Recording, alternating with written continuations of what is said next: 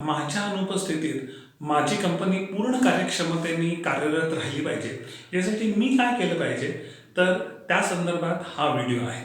हा course complete केल्यानंतर किंवा याच्यात जे काही सांगितलंय ते तुम्ही जर पाळलं, तर तुम्ही 2 गोष्टी अचीव्ह करू शकता. एक म्हणजे कंपनी ऑटो मोडमध्ये नेण्यासाठी कोणते निर्णय घ्यावे लागतील त्याची यादी करू शकाल आणि दुसरं कंपनी ऑटो मोडमध्ये नेण्यासाठी कोणत्या ॲक्शन्स घ्याव्या लागतील, म्हणजे तुमचा पूर्ण ॲक्शन प्लॅन तयार होईल. आता कंपनी जर ऑटो मोडमध्ये न्यायची असेल, आपल्या अनुपस्थितीत ती पूर्णपणे कार्यरत राहावी असं वाटत असेल, तर एकूण 5 एरियाजमध्ये काम करावं लागेल, 5 क्षेत्रांमध्ये काम करावं लागेल. पहिलं म्हणजे टार्गेट्स. तर कंपनीला टार्गेट्स असणं, प्रत्येक विभागाला टार्गेट्स असणं, प्रत्येक व्यक्तीला टार्गेट्स असणं. सो टार्गेट्स हा एक एरिया आहे. दुसरा आहे अधिकारांची उतरण. कंपनीमध्ये अधिकारांची उतरण म्हणजे हायरार्की, किंवा म्हणजे कोणी कुणाला रिपोर्ट करायचं, त्याचा चार्ट तयार करणं. तिसरं आहे भूमिका आणि जबाबदाऱ्या, म्हणजे रोल्स अँड रिस्पॉन्सिबिलिटीज, त्या लिहिलेल्याच असल्या पाहिजे. चौथं म्हणजे पद्धती आणि प्रथा, म्हणजे सिस्टम्स अँड प्रोसेसेस, ज्या कंपनीमध्ये लेखीमध्ये असल्या पाहिजेत. पाचवं म्हणजे रिव्ह्यू सिस्टम, म्हणजे आढावा घेणं, म्हणजे एका ठराविक कालावधीनंतर, म्हणजे जो आधी ठरला पाहिजे की दर महिन्याच्या इतक्या तारखेला आपण रिव्ह्यूला बसणार आहोत, तर त्यासाठी तयारी करा. तर या 5 क्षेत्रांवर आपल्याला निर्णय घ्यावे लागतील किंवा याच्यामध्ये बदल करावे लागतील, जर आपल्याला आपली कंपनी ऑटो मोडमध्ये न्यायची असेल. आता आपण स्टेप बाय स्टेप बघू की काय काय करावं लागणार आहे. तर स्टेप 1, पहिलं काय करावं लागेल, तर एक पुढच्या 1, 2, 3, 5 वर्षांसाठीचा एक रोडमॅप बनवावा लागेल.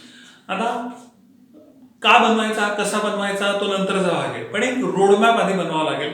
त्या रोडमॅपमध्ये काय असेल, तर प्रत्येक विभागासाठी, आधी तर कंपनीसाठी, मग प्रत्येक विभागासाठी त्या विभागातल्या प्रत्येक व्यक्तीला टार्गेट्स असले पाहिजेत आणि ही टार्गेट्स लेखीमध्ये असली पाहिजेत आणि प्रत्येक व्यक्तीला त्याच्या टार्गेट्सचा कागद दिला पाहिजे. पहिली स्टेप रोडमॅप आणि टार्गेट्स, ती कंपनीची पण पाहिजे, डिपार्टमेंटची पण पाहिजे आणि व्यक्तीची पण पाहिजे. दुसरी स्टेप, तुम्ही स्वतः बसून कंपनीमध्ये हायरार्कीचा चार्ट तयार केला पाहिजे, म्हणजे ज्याला मराठीमध्ये अधिकारांची उतरंड म्हणतात. म्हणजे काय, तर कुणी कुणाला रिपोर्ट करायचं हे एकदम क्लिअर पाहिजे. मी पाहिलं अनेक कंपन्यांमध्ये, विशेषतः छोट्या कंपन्यांमध्ये, एकच माणूस 3-3 लोकांना रिपोर्ट करत असतो. म्हणजे बाबासाहेबांना हे सांगायचं आहे, भाऊसाहेबांना ते सांगायचं आहे, तात्यासाहेबांना ते सांगायचं आहे.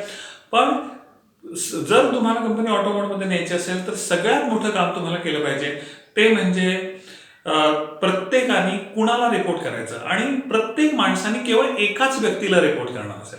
सो मला 10 लोक रिपोर्ट करत असतील, पण मी एकाच व्यक्तीला करतो, म्हणजे माझ्यासुद्धा हे 10 लोक आहेत, ही 10 लोक दुसऱ्या कुणाला रिपोर्ट करणार नाहीत आणि हे लेखीमध्ये पाहिजे. तिसरी स्टेप म्हणजे प्रत्येकाची भूमिका काय आणि त्याच्या जबाबदाऱ्या काय, म्हणजे तो कोणत्या डिपार्टमेंटमध्ये काम करतो, त्याचं काम काय आहे आणि तो कोणत्या टार्गेटला जबाबदार आहे, कोणत्या परफॉर्मन्सला जबाबदार आहे, हे लेखीमध्ये त्याला एक कागद त्याचा तयार करून की बाबा हे तुझं रोल आणि रिस्पॉन्सिबिलिटीज, हे काम तू करायचंय, वर्षाच्या शेवटी मी तुला या कामासाठी जबाबदार धरणार आहे. यातला अजून एक छोटा भाग म्हणजे हे त्यांना समजलंय का नाही हे पण चेक करणं गरजेचं आहे. अनेकदा काय होतं, आपल्या मनात असतं की यांनी हे काम करायला पाहिजे, याला मी सांगतो, याला मी रोज सांगतो की यांनी हे करायला पाहिजे, पण ते त्याला समजलंय का नाही. आणि मुख्य म्हणजे तुम्ही एकदा लिखित दिलं ना की मग त्यातनं पळवाट काढता येत नाही. चौथी स्टेप म्हणजे प्रत्येक काम कोणत्या पद्धतीने होणार हे त्याचं लिहून काढा, म्हणजे त्याची प्रोसेस लिहून काढायची आणि ती प्रोसेस त्या लोकांच्या हातात द्यायची, म्हणजे त्याचं त्यांना प्रशिक्षण पण द्यायचं, त्यांनी ती इम्प्लिमेंट केली पाहिजे, त्या पद्धतीने ते करतायत का नाही हे चेक पण करायचं, पण ते कुठेतरी लिहिलेलं असलं पाहिजे. मी 99% कंपन्या बघितल्या, अगदी मोठ्या मोठ्या सुद्धा, की ज्यांच्याकडे अनेक प्रोसेसेस, ज्या काही काही वेळेस क्रिटिकल पण असतात, त्या लिहिलेल्या नसतात. वर्षानुवर्ष लोक त्या पद्धतीने काम करत असतात, ते तसं चाललेलं असतं, हो यांना माहिती आहे, हा माणूस यातला एक्सपर्ट आहे, पण मग तो जो एक्स व्यक्ती असतो तो जर त्या दिवशी नाही आला तर उरलेल्या लोकांना ते काम कसं करायचं माहीत नसतं. त्यामुळे प्रत्येक प्रोसेस ही लिहिलेली पाहिजे आणि ती प्रोसेस लिहिताना त्याचं उद्दिष्ट आणि त्याचं आउटकम म्हणजे त्याच्यातनं काय ह्याच्यातनं काय अपेक्षित आहे ते पण एकदम क्लिअर पाहिजे. म्हणजे ही प्रोसेस नुसतं मशीन सारखी नाही, रोबोसारखी नाही करायची, तर या प्रोसेसमधनं असं असं आउटकम मिळालं पाहिजे हे पण एकदम क्लिअर करायचं. एकदा ही प्रोसेस लिहिली की या प्रोसेसचा परिणाम काय होईल, आउटकम काय येईल, याचा एक रिपोर्टिंगचा फॉर्मॅट तयार पाहिजे. आता याचं उदाहरण द्यायचं झालं तर उदाहरणार्थ हॉटेल. तर हॉटेलच्या रिपोर्ट हा पाहिजे की इतक्या रुपयांचं रॉ मटेरियल खरेदी केलं, इतकं गॅस आणि इलेक्ट्रिसिटी पाणी खर्च झालं, इतकी लेबर कॉस्ट आहे आणि इतका रेव्हेन्यू आहे. हे एका ठराविक कालावधीनंतर याचे रिपोर्ट किंवा रोजच्या रोज सुद्धा हे तुमच्यापर्यंत पोहोचलेच पाहिजेत. जो कोणी ह्याच्याबद्दल डिसिजन घेतो त्याच्यापर्यंत ते पोहोचलेच पाहिजे. त्यामुळे तो एक रिपोर्टिंगचा फॉर्मॅट तयार पाहिजे आणि ही प्रोसेसचा एंड त्या रिपोर्टिंग फॉर्मॅटमध्ये झाला पाहिजे. म्हणजे शेवटचा माणूस जो ते भरतोय तो नुसती माहिती भरत नाही, तर तो रिपोर्ट तयार करत असतो. ज्या काही प्रथा पद्धती आहेत त्यामध्ये तुमच्या सर्व कर्मचाऱ्यांना त्याचं ट्रेनिंग द्या, प्रशिक्षण द्या. नंतर त्यांचं काही चुकत असेल, त्यांना जमत नसेल तर त्याचं विशेष तुम्ही लक्ष घालून कोचिंग करा. आणि या पद्धती आणि प्रथा सर्वांना लागू आहेत हे तुम्ही कायम तिथे बाळगलं पाहिजे आणि तुम्हाला स्वतःला सुद्धा. लक्षात घ्या, अनेकदा काय होतं, कंपनीतले सो कॉल्ड सिनियर लोक असतात ते काय म्हणतात की हे प्रोसेस ही नाही या लोकांसाठी, यांनी केली पाहिजे. तसं नाही आहे. एकदा तुम्ही जर प्रोसेस केली ना तर ती सगळ्यांनी पाळली पाहिजे, अगदी कंपनीच्या मालकाने सुद्धा. जर तुम्ही ठरवलं सगळ्यांनी सकाळी 9 वाजता यायचं तर तुम्ही सुद्धा सकाळी 9 वाजता गेलं पाहिजे, तर ती प्रोसेस इम्प्लिमेंट होईल. नाही तर होणार नाही, कारण प्रत्येक जण त्यातनं काहीतरी पळवाट काढायचा प्रयत्न करतो. हे मी अगदी अनुभवातनं तुम्हाला सांगतोय. प्रत्येक व्यक्ती कुठल्या तरी रिपोर्टमध्ये सहभागी तरी पाहिजे किंवा तो माणूस तो रिपोर्ट तुमच्यापर्यंत पोहोचवण्यासाठी जबाबदार पाहिजे. जेव्हा तुम्ही असं करता की ती व्यक्ती ती प्रोसेसमधनं हा रिपोर्ट जनरेट करण्यासाठी जबाबदार असते, तेव्हा त्यांना माहिती असतं की माझं काम जेव्हा जोखलं जाईल, माझं कामाचा आढावा जेव्हा घेतला जाईल, तेव्हा मला या सगळ्या गोष्टींची उत्तरं द्यायची आहेत. त्यामुळे तो त्याच्यात पूर्णपणे प्रामाणिकपणे आणि कष्ट करून माहिती भरत असतो आणि कामही तसंच करत असतो. आणि त्यामुळे तुम्ही रोज ठराविक वेळेला किंवा तुम्ही जी काही कालावधी ठरवाल त्या कालावधीमध्ये तुमच्यापर्यंत रिपोर्ट हे आलेच पाहिजेत. याबद्दल तुम्ही एकदम सक्त राहा. म्हणजे त्याबाबत कसलीही माफी नाही. कर्मचाऱ्यांशी जी काही चर्चा कराल त्यांच्या परफॉर्मन्स बद्दल ती त्या रिपोर्टला धरूनच करायची. हो, माझं काम खूप चांगलं आहे किंवा अरे तू नीट काम करत नाहीस, हे असले उथळ स्टेटमेंट्स करायचेच नाहीत. हा रिपोर्ट असा आहे, या रिपोर्ट प्रमाणे तुझा परफॉर्मन्स हा असा आहे. जेव्हा तुम्ही तो रिपोर्टला धरून बोलता तेव्हा त्याला सुद्धा माहिती असतं की आता मला हे ठरलेल्या पद्धतीने काम केल्याशिवाय गत्यंतर नाही. पण जर तुम्ही त्या रिपोर्टच्या व्यतिरिक्त बोलायला लागलात तर तोही रिपोर्टच्या व्यतिरिक्त काम करायला लागतो. पुढची स्टेप आहे ती म्हणजे प्रत्येक विभाग आणि प्रत्येक व्यक्तीचा एक परफॉर्मन्स रिव्ह्यू ठराविक कालावधीनंतर झालाच पाहिजे. मग तो दर मंडेला असेल, दर महिन्याच्या 5 तारखेला असेल, ते तुम्ही ठरवा. पण ठरलेल्या दिवशी ठरलेल्या वेळी प्रत्येक डिपार्टमेंट आणि प्रत्येक व्यक्तीचा, म्हणजे सपोज तुम्ही आता अकाउंट्स डिपार्टमेंटचा आज रिव्ह्यू घेणार आहात, तर अकाउंट्स डिपार्टमेंटमधल्या सगळ्या लोकांनी यायचं.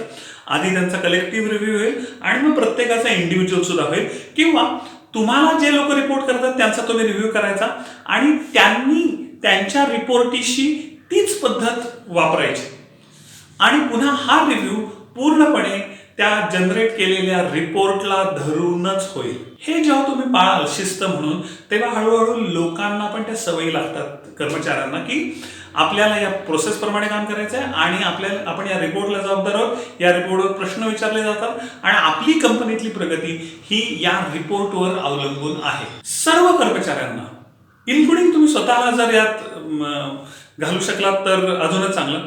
सगळ्यांना त्यांच्या त्या परफॉर्मन्स रिपोर्ट प्रमाणेच गुण द्यायचे आणि हे पण जाहीर करा की जे लोक टॉप परफॉर्मर आहेत या क्रायटेरियाप्रमाणे आणि जे आधी ठरलं असेल की हा तुमचा प्रत्येकाचा परफॉर्मन्स आहे, हे याला तुम्ही जबाबदार आहात, ही तुमची टार्गेट्स आहेत आणि ही जर अचीव्ह केली तर हे बक्षीस आहे, हे आधी डिक्लेअर करायचं आणि परफॉर्मन्सच्या त्या रिपोर्टच्या बेसिसवर ते बक्षीस डिक्लेअर करायचं, जाहीर करायचं. म्हणजे आधी तुम्ही या परफॉर्मन्स प्रमाणे हे यांना बक्षीस तुम्ही जर केला तर तुम्हाला बक्षीस मिळणार आहे. दुसरं, वर्षाच्या अखेरीला बाबा या लोकांनी, ही यादी आहे, या लोकांनी ठरल्याप्रमाणे काम केलेलं आहे आणि त्यामुळे, आणि ते टॉप परफॉर्मर का आहेत, कारण त्याचे क्रायटेरिया इथे लिहिलेले आहेत आणि त्याप्रमाणे त्यांना आता हे बक्षीस मिळणार आहे. नंतर जे लोक बक्षिसास पात्र आहेत, नीट लक्ष देऊ नका, हे कारण फार महत्वाचं आहे, जे लोक बक्षिसास पात्र आहेत या परफॉर्मन्स लिस्ट प्रमाणे त्यांना जाहीररित्या आणि समारंभपूर्वक ते बक्षीस देणं. माझा अनुभव असा, अनेकदा त्यातनं काहीतरी चूक काढली जाते किंवा नाही हे बरोबर नाहीये, त्यांनी असं झालं म्हणून त्यांनी परफॉर्मन्स केला, ऍक्च्युली त्याला मीच मदत केली होती म्हणून त्यांनी परफॉर्मन्स केला, आणि ते बक्षीस देणं जर तुम्ही टाळलं तर कंपनीमध्ये त्याचे जे परिणाम असतात ना, ते अनेक वर्ष तुम्ही काम केले तरीही तुम्ही ते धुवून काढू शकत नाही. त्यामुळे टार्गेट्स डिक्लेअर करणं, ते टार्गेट्स मोजणं, त्याचे रिपोर्ट्स तयार करणं, किती परफॉर्मन्स केला तर काय बक्षीस मिळणार हे डिक्लेअर करणं, आणि ते डिक्लेअर केल्यानंतर त्याप्रमाणे बक्षीस देणं, ह्या काही अपरिहार्य स्टेप्स आहेत. आता कुठल्याही कंपनीत पाहिलं की तुम्ही कितीही न्यूट्रल सिस्टीम इम्प्लिमेंट केली आणि त्याप्रमाणे बक्षीस दिली तरी काही लोक असे असतात की नाही, ऍक्च्युली त्याच्यापेक्षा माझा परफॉर्मन्स चांगला होता पण ते पार्शालिटी झाली आणि त्या माणसाला बक्षीस मिळालं. अशी जर तुमच्या कंपनीमध्ये चर्चा चालू असेल किंवा काही लोक अशी जर तक्रार करत असतील की व्यवस्थापनाने जे क्रायटेरिया सांगितले होते त्यात खरं तर आम्ही काम चांगलं केलंय पण आम्हाला बक्षीस नाही मिळालं कारण त्यांनी ऐनवेळी क्रायटेरिया बदलले वगैरे, अशी जी काही चर्चा असेल त्याच्याशी बोलायला किंवा त्याला उत्तर द्यायला टाळू नका. इनफॅक्ट मी म्हणेल त्या लोकांना बोलवून किंवा जाहीर ग्रुपमध्ये सामुदायिकरित्या बोलवून किंवा तुमच्या ह्याच्याबद्दल काय आक्षेप आहेत ते सांगा. त्याला जी काय समर्पक उत्तरं देता येतील, चुका झाल्या असतील तर त्या ऍक्सेप्ट करा, ठीक आहे आपण हे पुढच्या वेळेस टाळू, असं झालं तसं, पण टाळू नका अजिबात. तुम्ही जितकं टाळाल तितकी ती घाण वाढत जाईल, लोकांचे व्यवस्थापनाबद्दलचे ग्रह पक्के होत जातात, त्यातनं त्यांचं बिहेवियर चेंज होतं आणि जो जो एक पॉझिटिव्ह ऍटमॉस्फिअर कंपनीमध्ये पाहिजे तो राहणार नाही. आणि तुम्ही कितीही शोधलं, कारण ह्या गोष्टी नंतर लोक बोलत नाहीत, तर ते बक्षीस देणं आणि बक्षिसाबद्दल तक्रार असेल तर ते फेस करणं हे पण महत्वाची स्टेप आहे यात. आता एकदा हे तुम्ही 1 वर्ष पाळलं तर काय करायचं, तर दरवर्षी हेच करत राहायचं. म्हणजे काय करायचं, तर सगळ्यात ते रोडमॅप बनवायचा, त्यातनं सगळ्यांना टार्गेट द्यायची, डिपार्टमेंट माणसं वगैरे, मग हायरार्की फॉलो करायची, प्रत्येकाला त्याच्या प्रोसेसेस द्यायच्या, रोल्स अँड रिस्पॉन्सिबिलिटी द्यायच्या, रिपोर्ट त्यांचे बनवायचे किंवा ते बनतील अशा प्रोसेसेस सेट करायच्या, परफॉर्मन्स रिव्ह्यू घ्यायचा, नंतर टॉप परफॉर्मन्सला आधीच डिक्लेअर करायचं की ह्याच्यात जे जे कोण टॉप परफॉर्मन्स असतील त्यांना असं असं बक्षीस देऊ, ते बक्षीस डिक्लेअर करायचं, ते द्यायचं, नंतर त्याच्याबद्दल काही आक्षेप आले तर ते हँडल करायचे. हे दरवर्षी करत राहायचं. हळूहळू लोकांना लक्षात येईल की इथे ठरलेल्याप्रमाणेच काम करायचं असतं आणि त्यालाच कंपनीमध्ये त्याचं करिअर ग्रोथ आहे. हा एकदा मेसेज लोकांच्या डोक्यात येणं क्लिअर झाला ना, मग तुम्हाला चिंता नाही, मग ही कंपनी ऑटो मोडमध्ये कायम चालत राहते. आता त्याच्यासाठी मग तुम्ही काय करायचं, तर काही गोष्टी आहेत ज्या तुम्ही पर्सनली लिहून घेणं गरजेचं आहे. तुम्हाला स्वतःला रोजची, नंतर साप्ताहिक, मासिक, वार्षिक टार्गेट्स तोंडपाठ पाहिजे. ते सुद्धा कुठलाही माणूस तुमच्या कंपनीला समोर आला तर तुम्हाला माहिती पाहिजे की याची टार्गेट्स काय आहेत, हा नेमका कशाबद्दल बोलतोय, किंवा हा जेव्हा एखादा प्रॉब्लेम सांगतोय तर तेव्हा त्याचा त्या टार्गेट्सवर काही परिणाम होणार आहे का, तर हे तुम्हाला तोंडपाठच पाहिजे. नाही तर मी सांगेल तो कागद कायम तुम्ही तुमच्या खिशात ठेवा. रोज दिवसातनं एका ठराविक वेळेला गेल्या 24 तासातला परफॉर्मन्स डेटा तुम्हाला मिळालाच पाहिजे एका ठराविक फॉर्मॅटमध्ये, आणि त्याची तुम्ही तुमच्या इमिजिएट रिपोर्टशी चर्चा करणं किंवा त्याचा रिव्ह्यू करणं किंवा त्याच्यातनं काय ऍक्शन घ्यायची, हे तुमचं काम रोजच्या रोज असलंच पाहिजे. डेटा मिळणं आणि त्याच्यावर काय आवश्यक ऍक्शन घेणं गरजेचं आहे का, किंवा कुणाशी काही कम्युनिकेट करणं गरजेचं आहे का, तर याच्यावर तुमचा फोकस पाहिजे. तिसरं म्हणजे ठराविक कालावधीनंतर तुम्ही कामाचा आढावा घेतलाच पाहिजे.